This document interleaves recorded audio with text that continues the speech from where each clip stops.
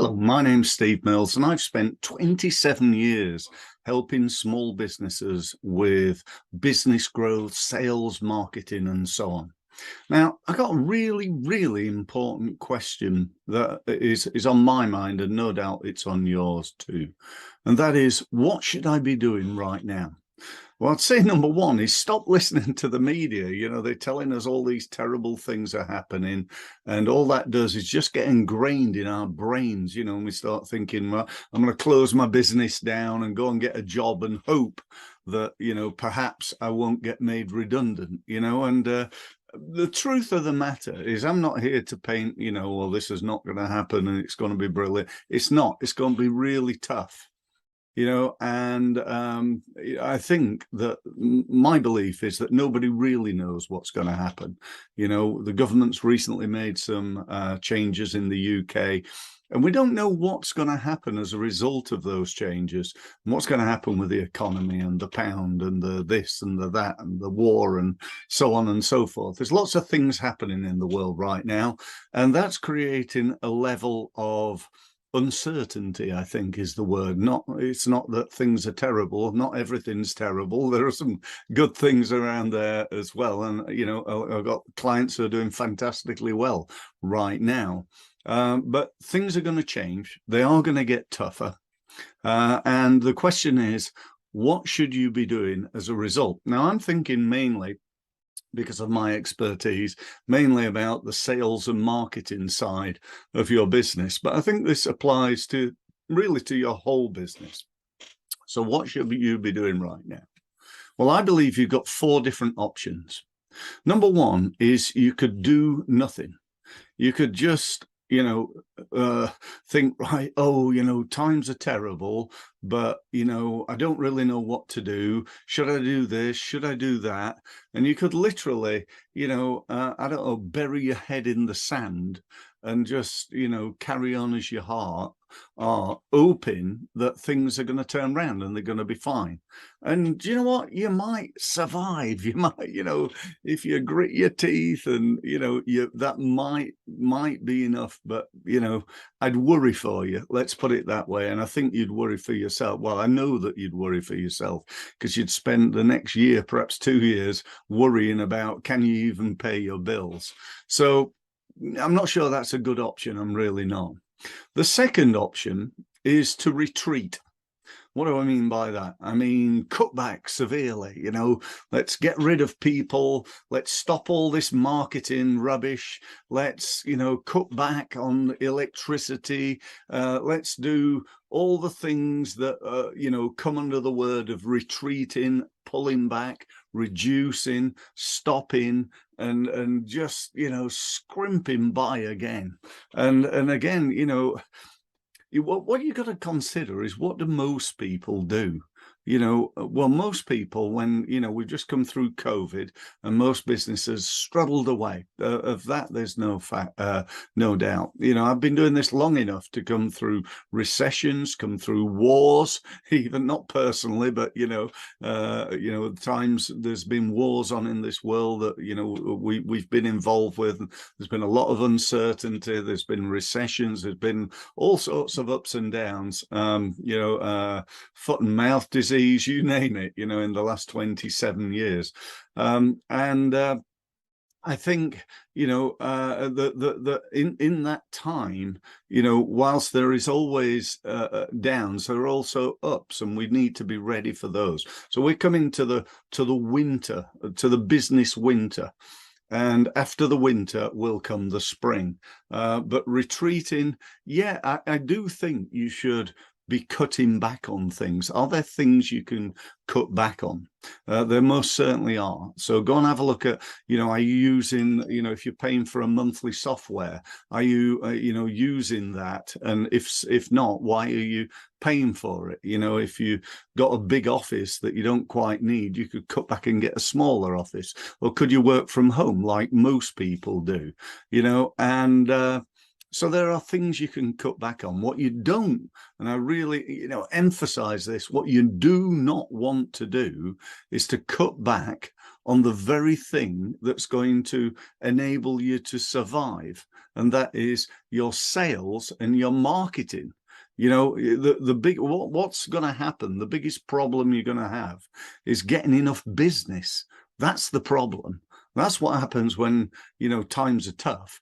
The amount of business is reduced. You know, people are not buying, people are not spending. When I say they're not, that's not true. What I mean is they're not spending as much as they would normally. And so it becomes more difficult, and therefore we've got to become better at it. So that's number two, retreating. Not really an option, but always good to cut back. Number three is what I call just carry on as normal. Carry on as normal, doing whatever it is you're doing right now.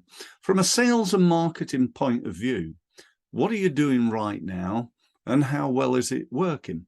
You know, I hope for you it's working fantastically well. You're winning loads of business. You got leads coming out of your ears, and that'll continue. But in reality, in the real world, it probably won't. So carry on as normal. If you carry on doing the same marketing in the same way, you know, whatever that is, you know, you got networking, you're doing getting a bit of business from referral, you spend a little bit of money on a new website a little while ago, and you're attending the odd exhibition, and you're doing, you know, a little bit of this and a little bit of that, and you know, it's not working brilliantly, but you're spending money on it. You know, again, you know, there might be some marketing that you could just stop doing because it's not working. You know, if it's not working, why are you doing it? It just makes no sense whatsoever. So any marketing that you're doing right now, one of the actions you might want to take is either get rid of it, or ideally, before you get rid of it, try to make sure that you get a good return on investment from it. So if you're going networking, people say, well, I go networking, so I don't really spend much money on marketing. That's bullshit, quite frankly. You know, you spend a fortune on networking because you're going once a week. It's taking you 2 or 3 hours. If you times that by your hourly rate, let's say it's taking 3 hours and your hourly rate is £50, that's 150. That's £600 a month that you're spending on it, plus the petrol, plus the attendance fee, you know, plus all the following up and so on. So it's probably costing you about £1,000 a month to go to that networking event. You know, that's 12 grand a year. If it's not working, do one or two things. When I say working, I mean, if it's not creating business for you, then why on earth are you doing it? You know, it's got to at least wash its face, you know, and ideally you've got to win business from it. So what's the fourth option? Well, surprise, surprise, this is the option that I really recommend to you. And that's this: take massive action. Take massive action. Just put a load more effort into it, and put effort into doing it better. So it's not just a matter of making more phone calls. It's making more phone calls and becoming better at making those calls because you've been trained how to do so, for example. You know, it's not just about turning up at a networking event and going to more events. It's about becoming better at presenting when you go there. If you have to do the 1 minute stand up and so on, explaining what you do and then following up with people. You know, if you're on LinkedIn, most people on LinkedIn, there's a perfect example here. Most people on LinkedIn say, well, I'm on LinkedIn, but I don't really do very much. Guess what rewards you get for not doing very much? You don't get very good rewards. In fact, you get no rewards. If I join the gym and don't ever go there, or go there once a month, I might as well not join the gym. It's just a waste of time. I've got to be there 4 or 5 days a week in order to get some, viewable results, shall we say. So we've got to take massive action. And if we're going to survive, we've got to do so. Remember, the biggest problem that you're going to have going forward is a lack of sales, because people are not buying as much stuff. Okay. You know, you've got to become better at selling and marketing.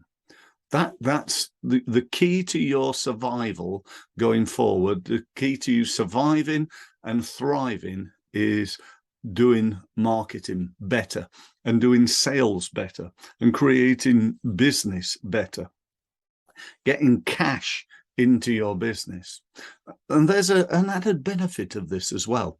When all this is over and we're moving out of the winter into the spring, and all your competitors have done is either carried on or retreated or, done nothing, then where are you going to be on that hierarchy? Do you think you might be in a better position because you've carried on, because you've promoted yourself, because you're now like the leading company in your area or your niche or your region or your country? You think that's possible because all your competitors have cut back on their marketing? Absolutely it is. So, go and do this. Now, there is basically an ulterior motive for me for this, and that is I want to get you onto my program. I want to get you onto my Results Mastery program. This is a program, again, I've taken 27 years. I've spent a phenomenal amount of time, money, and effort learning from the world's leading sales, marketing, business development experts, and I've turned it into a 12-month program. And I want you to join. I really do. Why? Because I believe that being a member of this program could be the difference between you failing and surviving, or surviving and thriving, dependent on where you are, what actions you take, and so on and so forth. So I want you to do that. Now, there's a bit of a problem. You're thinking, oh, well, yeah, he would say that. He's trying to survive and thrive himself, which I am. Let's be honest here.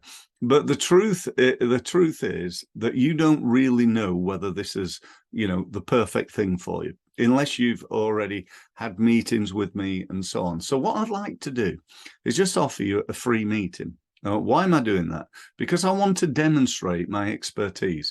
I want to demonstrate to you what I think I can do to help you. And I'm going to do it by helping you.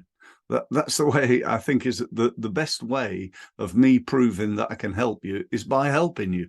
So what we're going to do is we're going to set up a Zoom meeting. It's going to be 30 minutes. I want you to come with at least one, maybe two different things that you want help with, and I'm going to help you improve your sales and marketing results. At the end of that, you're going to think one or three things. You're going to think that was a waste of time, which I pretty much guarantee you won't think that, but you might think that.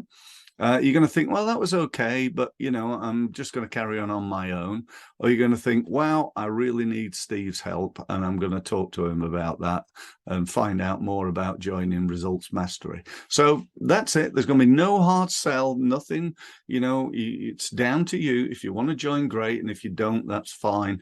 And, that's the way I work. So if you want to sign up for that, you can see behind me on my prison cell wall. No, I'm only joking. On the brick wall behind me, there's my website. Go to my website there, and all you need to do is just click on one of the gold buttons. That'll give you access to my Calendly, my online diary. You can find a time that's convenient for you, and we'll be off and running. So look forward to speaking soon. And thanks ever so much for sticking with this video and watching right to the end. Thank you.